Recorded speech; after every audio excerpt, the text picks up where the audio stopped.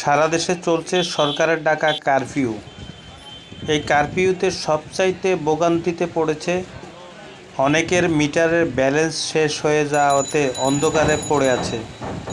নগরীর একেখান বিদ্যুৎ অফিস ঘুরে দেখা যায় অন্তত 5,000 গ্রাহক মিটারে রিচার্জ করার জন্য লম্বা লাইনে দাঁড়িয়ে আছে।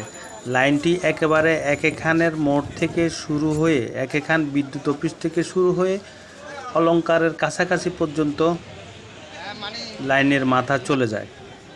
অনেকের সাথে কথা বলে দেখেছি 3 ঘন্টা 4 ঘন্টা লাইনে দাঁড়িয়ে রিচার্জ করে বাসায় ফিরছেন।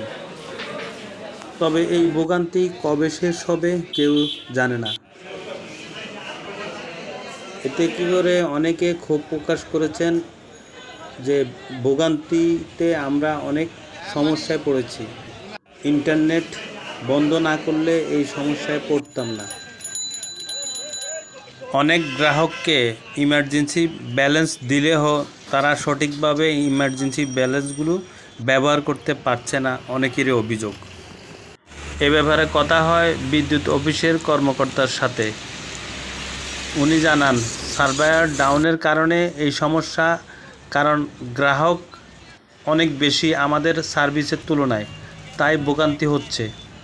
অতি শীঘ্রই এই ভোগান্তি শেষ হবে বলে জানান তিনি।